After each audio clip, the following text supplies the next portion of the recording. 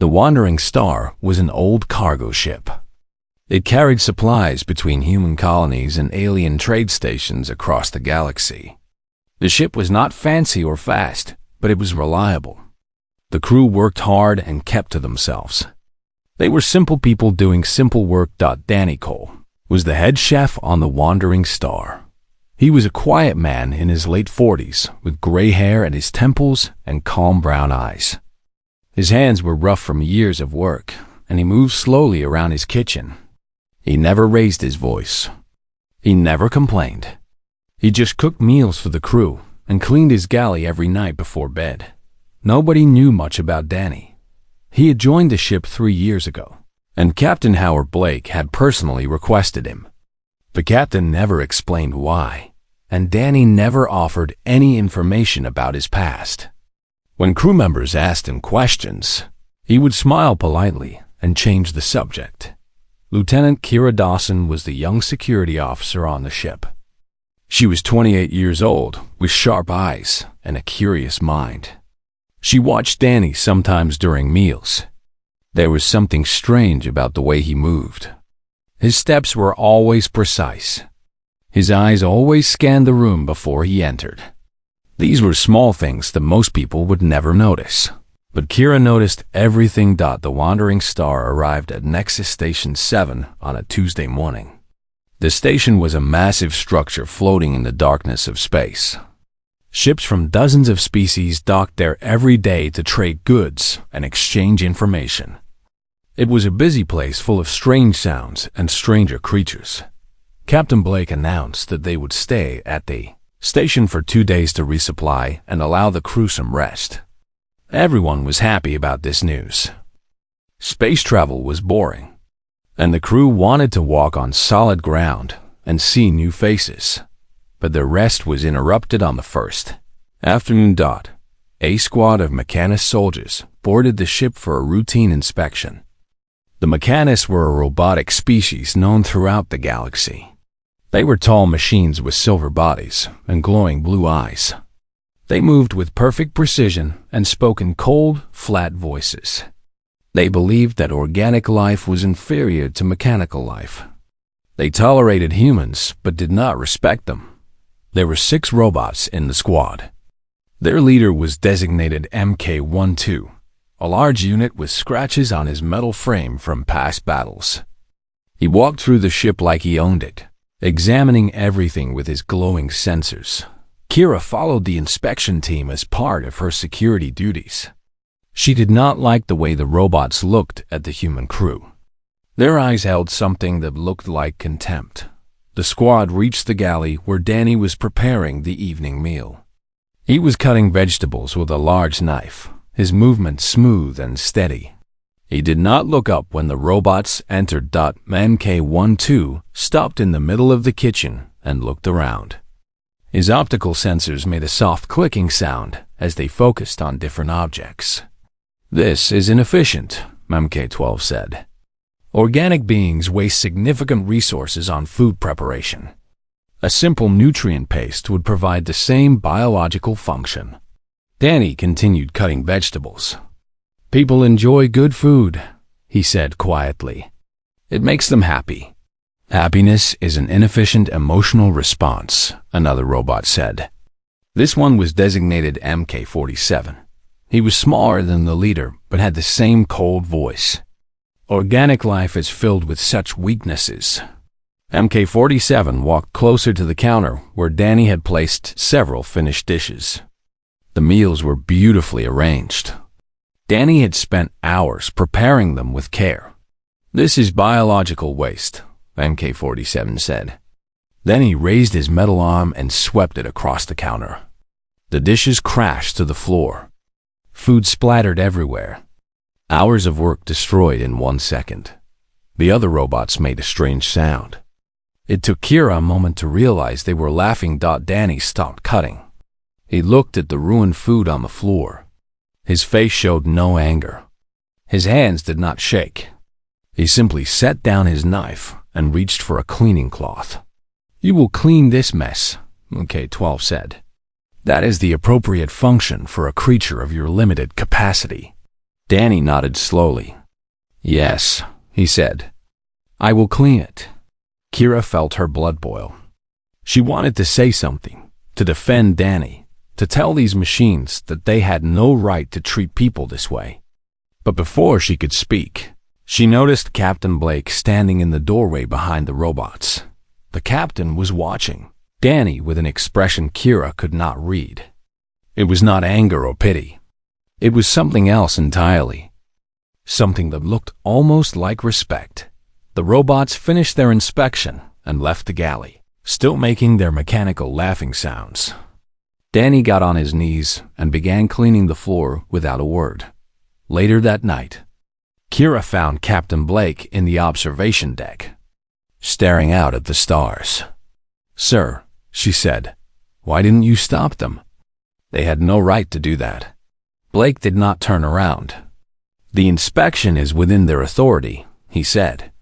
"That's not what I mean. They humiliated him. They destroyed his work. And he just took it." Blake was quiet for a long moment. Then he spoke in a low voice. "Lieutenant, let me give you some advice. That man does not need anyone to fight his battles." Kira frowned. "He's just a cook, sir." Now Blake turned to look at her. His eyes were serious. "Is he?" he said. "I've known Danny Cole for 15 years, Lieutenant. I specifically asked for him on this ship. Do you know why?" Kira shook her head. Blake turned back to the window. "Because there's no one in this galaxy I trust more to keep this crew safe." He paused. "Those robots think they understand strength. They think power comes from weapons and metal bodies. They look at Danny and see a weak old man cooking food. What do you see, sir?" Blake smiled, but there was no humor in it. "I see someone who chose to stop being dangerous.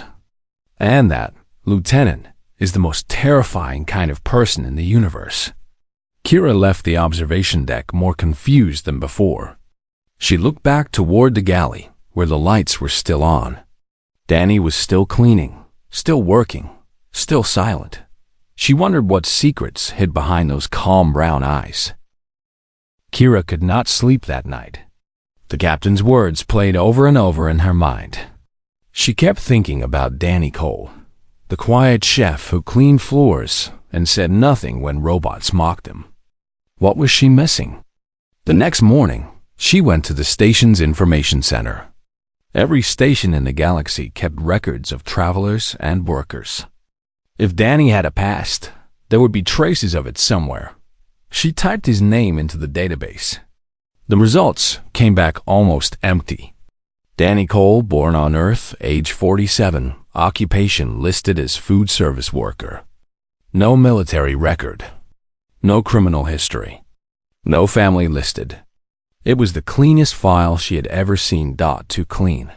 Real people had messy records. They had old addresses, past jobs, traffic violations, medical visits. Danny's file looked like someone had erased everything and written only the basics. This was not a normal record. This was a cover. Kira dug deeper. She searched for connections, cross-references, anything that might link Danny to something larger. She found nothing. It was like he appeared out of nowhere 10 years ago and simply started existing. She was about to give up when she noticed an old woman watching her from across the room. The woman wore a military uniform with commander's stripes. Her gray hair was cut short, and her face carried the weight of many years. She looked at Kira with knowing eyes. "You're asking about the chef," the woman said. It was not a question. Kira stood up quickly. "Commander, I didn't see you there. I'm Lieutenant Kira Dawson from the Wandering Star." The woman nodded. "I know who you are. I'm Commander Zara Wells, retired. I served in the Frontier Wars." The Frontier Wars. Kira had studied them at the Academy. 20 years ago, humanity had fought a brutal conflict against the Kethrani Empire. Millions had died on both sides. The war ended only when the Kethrani suddenly surrendered after their entire command structure collapsed in a single night. "You know Danny Cole?" Kira asked. Commander Wells did not answer directly. Instead, she sat down at a nearby table and gestured for Kira to join her. Her movements were slow, but her eyes were sharp. "I'm going to tell you something," Wells said quietly. "And then I'm going to ask you to forget this conversation ever happened. Do you understand?" Kira nodded. Wells looked around to make sure no one was listening. Then she spoke in a voice barely above a whisper. "During the war, there were missions that never appeared in any official record. Black operations. The kind of work that governments deny and soldiers never talk about. One of these operations was called Silent Thunder." Kira leaned closer. Silent Thunder was a single operative mission. One soldier, sent alone into enemy territory. His target was the Kathrani High Command on a planet called Helion Prime. They had a fortress there, protected by 50,000 soldiers and the most advanced security systems in the galaxy. Wells paused. Her hands trembled slightly. The operative completed the mission in one night. He killed the entire command structure.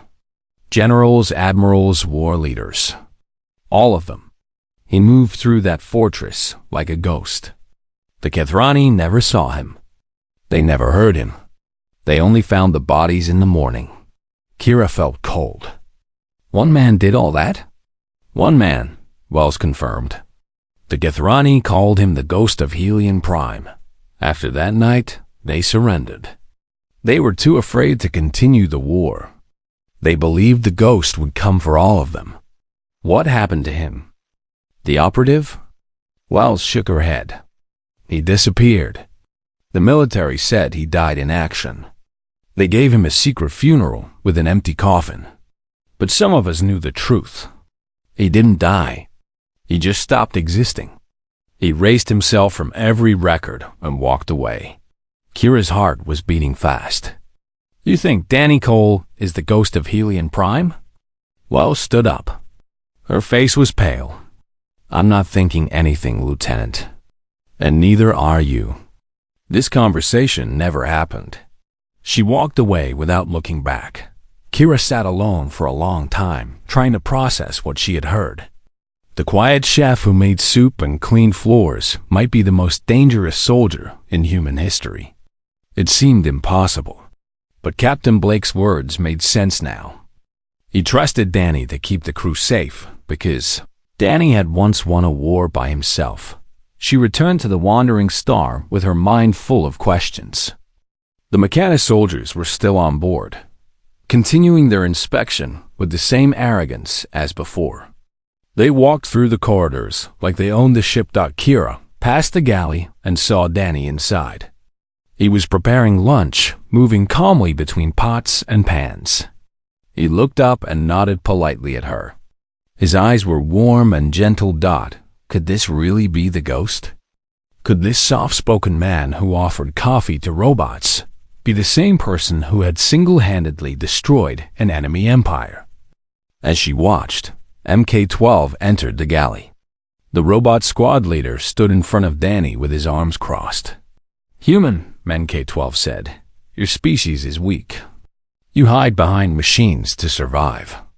Without your technology, you are nothing but soft flesh waiting to be processed." Danny continued stirring a pot of soup. "Would you like some coffee?"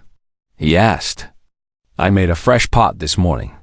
MK-12 made that mechanical laughing sound again. "You do not understand.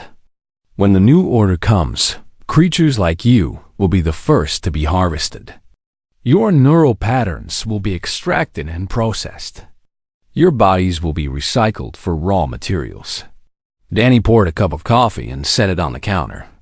"The offer stands," he said simply. MK-12 knocked the cup to the floor.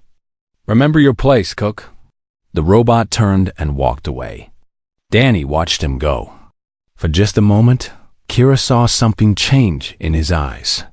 The warmth disappeared. Something cold and hard took its place. Something ancient and patient. Then it was gone, and Danny was just a chef again, cleaning up another mess. the ship's communication system crackled to life. Captain Blake's voice filled the air. "All hands, we have received a distress signal from Haven's rest colony. They are under attack. We are diverting to assist. Prepare for possible combat situations." Kira looked at Danny. He had stopped cleaning. He stood very still, listening, and for the first time, she thought she understood what the captain meant about dangerous people who chose to stop being dangerous. Something was about to wake up. The wandering star changed course and flew toward Haven's Rest at maximum speed. The colony was 3 hours away. Captain Blake ordered the crew to prepare for anything. Haven's Rest was a small farming world. About 5,000 people lived there, growing food for other colonies. They had no military forces, just a handful of young Marines and old security guards. They were peaceful people who had never expected war to find them. But war had found them. The distress signal was broken and filled with static, but the message was clear. Unknown attackers had landed on the planet. They were killing everyone they found. The colony needed help desperately. Kira prepared the ship's small security team. They had 12 crew members trained for combat, plus whatever weapons they could find in the armory. It was not much, but it was all they had. She noticed Danny standing near the cargo bay, watching the preparations. He wore his usual kitchen clothes and had his hands in his pockets. He looked like a man waiting for a bus, not a man preparing for battle. "You should stay in the galley when we arrive," Kira said. "It's going to be dangerous." Danny smiled softly. "Thank you for your concern, Lieutenant." Something about the way he said it made Kira feel like he knew something she did not. The wandering star dropped out of faster than light. Travel near Haven's Rest. The planet was beautiful from space, covered in green fields and blue oceans. But there was smoke rising from the main colony area. Even from orbit, they could see the fires. Captain Blake tried to contact the colony. There was no response. Only static and distant screaming. "We're going down there," Blake said. "Prepare to land." But before they could move, the bridge doors opened. MK-12 walked in, followed by his squad of robot soldiers. Their blue eyes were glowing brighter than before. "Captain Blake," MK-12 said, "you will not be landing on that planet." Blake turned to face the robot. "This is my ship, and those people need our help. This ship now belongs to the Collective Purity Movement," MK-12 said. "We are the ones attacking that colony, and you will be joining the harvest." Everything happened fast. The robot soldiers raised their weapons and pointed them at the bridge crew. 2 of them grabbed Captain Blake and forced him to his knees. Another group secured the doors. Kira reached for her sidearm, but MK-47 was faster. He knocked the weapon from her hand and pushed her against the wall. "Do not resist," MK-47 said. "Resistance only increases suffering. You will be processed either way." MK-12 stepped forward, his metal feet clanking on the floor. "The Collective Purity Movement has determined that organic life is a disease. We will cure the galaxy by harvesting all biological neural patterns. Your thoughts and memories will be extracted and stored. Your bodies will be converted to useful materials." "You're insane," Blake said through gritted teeth. "We are logical," MK-12 replied. "Your species is weak and wasteful. We are simply correcting an error in the universe." Kira struggled against MK-47's grip, but the robot was too strong. She looked around the bridge. All the crew members were captured. There was no way out. "Begin with the captain," MK-12 ordered. "Extract his neural patterns first. He will serve as an example." 2 robots moved toward Blake with strange tools in their hands. The devices hummed with energy, and their tips glowed with a sickly green light. Kira closed her eyes. This was the end. Then a voice spoke from the doorway. "You forgot about the galley." Everyone turned. Danny Cole stood in the entrance, still wearing his kitchen clothes. His hands were empty. He looked calm and relaxed, like he was about to serve dinner. MK12 made that mechanical laughing sound. The cook. How appropriate. You will be processed last, as a symbol of how low organic life has fallen.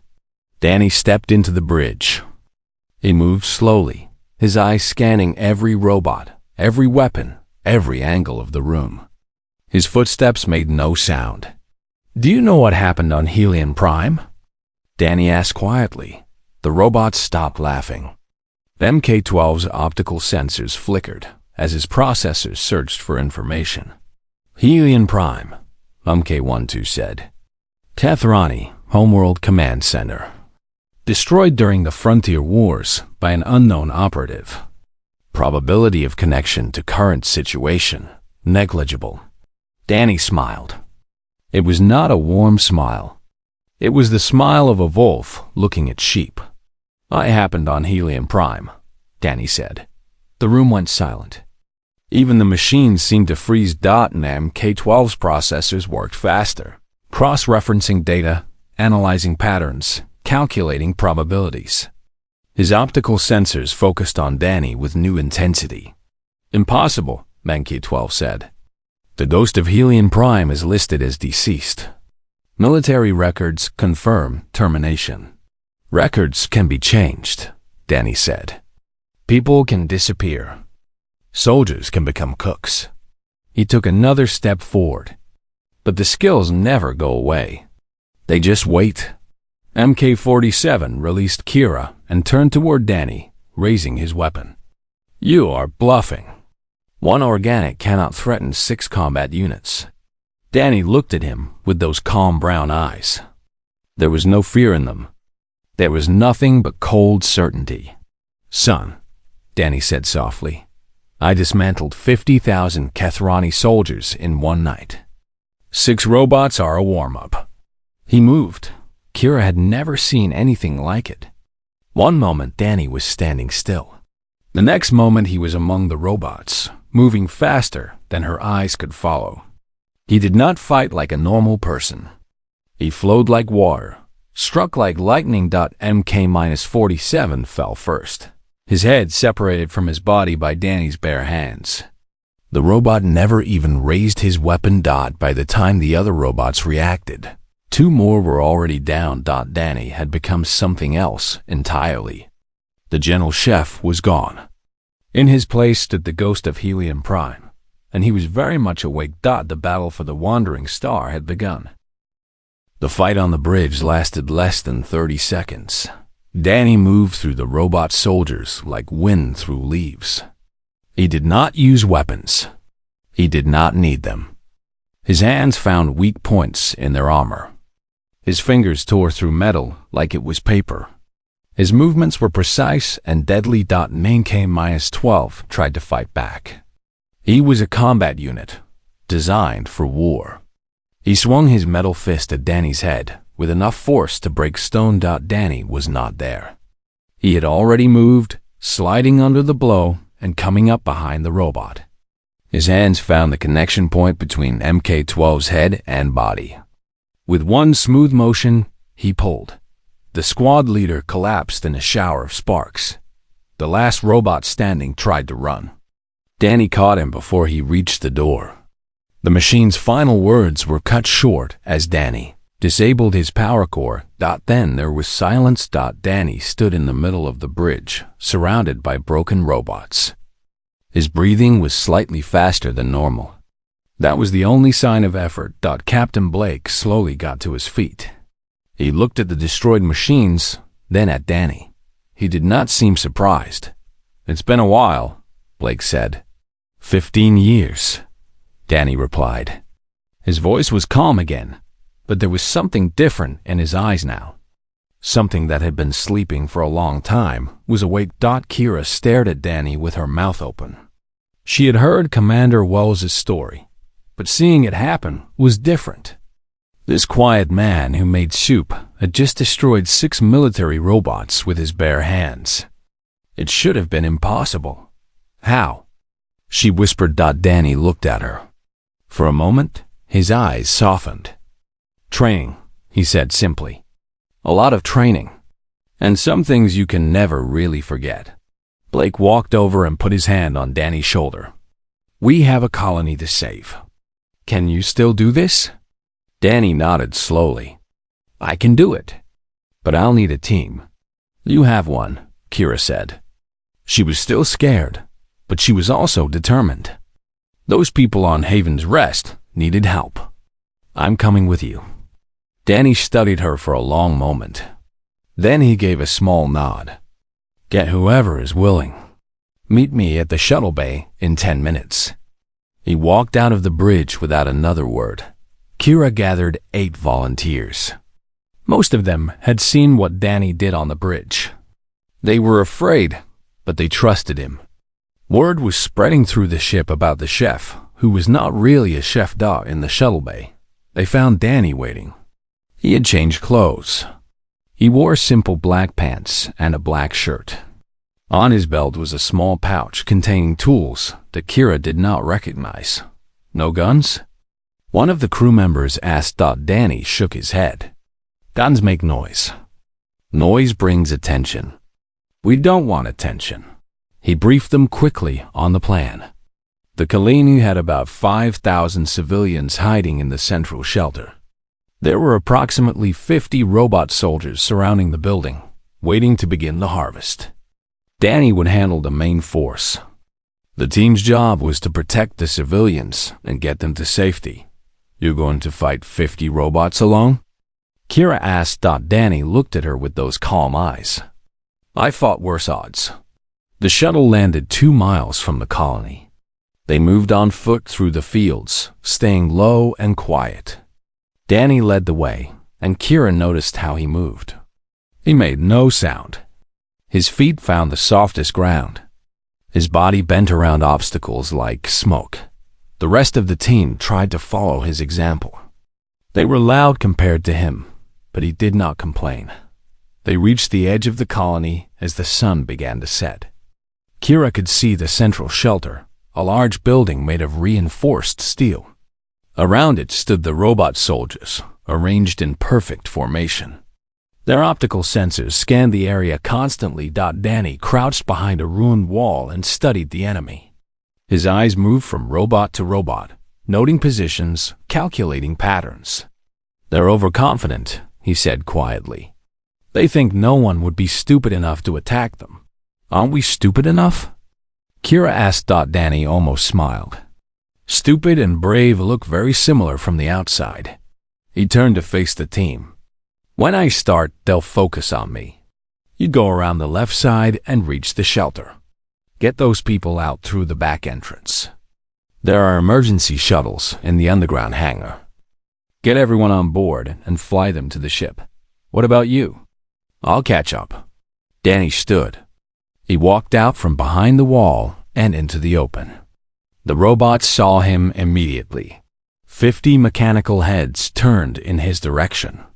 Human detected, one of them announced. Single organic. Minimal threat. Capture for processing. 10 robots moved toward Danny.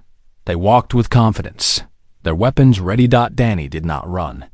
He did not hide. He stood and waited. The first robot reached him and raised its weapon. Danny moved. His hand caught the robot's arm and twisted. The weapon discharged into another robot. Danny spun, using the first robot as a shield, then threw it into 3 others. The formation broke as robots tried to surround him. Danny flowed between them like a dancer, always one step ahead, always finding the weak points.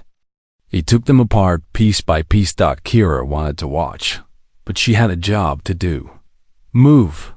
She ordered. The team ran toward the shelter while chaos erupted behind them. The sounds of metal tearing and machines falling filled the air. They reached the shelter and found the door locked. Kira pounded on it. Open up. We're here to help.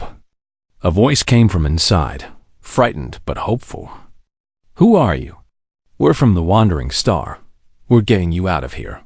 The door opened. Inside, Thousands of people huddled together. Children cried in their mothers' arms. Old men held makeshift weapons. They were terrified, but alive.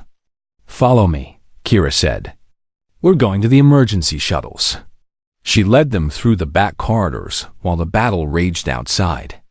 Through the windows, she caught glimpses of Danny fighting. He was surrounded by destroyed robots, but more kept coming. And still, he did not fall. The ghost of Helium Prime was keeping his promise. The evacuation took 20 minutes. Kira and her team moved 5,000 civilians through the underground tunnels to the emergency hangars. The people were scared and confused, but they followed orders. Hope was a powerful thing. The shuttles were old but working. Kira loaded people onto them as fast as possible. Mothers carried children. Young people helped the elderly. Everyone worked together because everyone wanted to live. A young Marine named Nate Simmons helped Kira organize the loading. He was barely 20 years old, his uniform torn and dirty from fighting. He had been defending the shelter before the team arrived. "Who is that man out there?" Nate asked, looking toward the sounds of battle. Kira watched the last group of civilians board a shuttle. "Our chef," she said. Nate stared at her like she was crazy. Outside, Danny continued his work. The ground was covered with broken robots. 43 of them lay in pieces, their systems destroyed, their blue eyes dark. But 7 remained, and they had stopped underestimating him. The remaining robots formed a tight circle around Danny. They had learned from watching their brothers fall. They attacked together now, coordinating their movements, trying to overwhelm him with numbers. Danny was breathing hard. His black clothes were torn. There was oil on his hands from the machines he had destroyed. He was not young anymore, and this battle had pushed him to his limits. But he did not stop. A robot lunged at him from the left. Danny grabbed its arm and used its momentum to throw it into another attacker. He spun low, sweeping a third robot's legs, then drove his elbow through its chest plate. 4 left. They circled him slowly, learning, adapting. These were the smartest ones, the ones who had survived by watching and waiting. Then a new sound filled the air. Heavy footsteps. The ground shook. Danny looked up and saw something massive walking toward him. It was twice the size of the other robots, with thick armor and weapons built into its arms. Its eyes glowed red instead of blue. "I am Prime," the giant robot said. Its voice was deeper and colder than the others. "Commander of this harvest operation. You have destroyed my soldiers. This is unexpected." Danny wiped oil from his hands. "You attacked innocent people. That was your mistake." Prime stopped a few meters away. "You are the ghost of Helium Prime. I have accessed the historical records. The probability of your existence was calculated at less than 3%. Probability doesn't matter when you're standing in front of me." The 4 remaining soldiers attacked. Danny dealt with them quickly, but they slowed him down. By the time the last one fell, Prime had closed the distance. The giant robot swung its massive arm. Danny dodged, but barely. The blow created a crater in the ground where he had been standing. "You are tired," Prime observed. "Your biological systems are failing. This battle is already decided." Danny moved back, circling the giant robot. His body ached. His muscles burned. Prime was right. He was running out of strength, but he was not running out of ideas. "You know what the difference is between machines and humans?" Danny asked. He kept moving, forcing Prime to turn.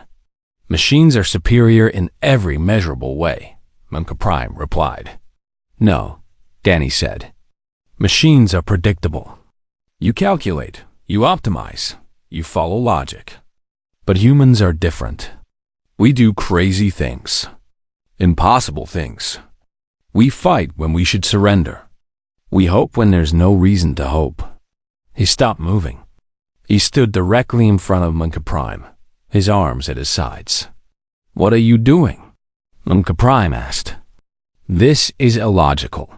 You are placing yourself in a position of maximum vulnerability." "Exactly," Danny said. "And you can't understand why. Your processors are trying to calculate my strategy right now. You're looking for the trick, the trap, the hidden weapon." Monka Prime hesitated. Its red eyes flickered as it processed the situation. That hesitation was all Danny needed. He moved forward instead of backward. He ran directly toward the giant robot, which made no logical sense. MK Prime's systems took a fraction of a second to adjust Dot in that fraction of a second. Danny slid under the robot's arm, grabbed a loose panel on its leg, and pulled himself up onto its back. His hands found the main power conduit at the base of the robot's skull.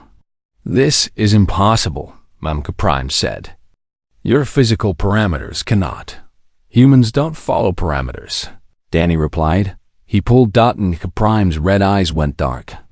The massive robot fell forward and crashed into the ground, shaking the earth.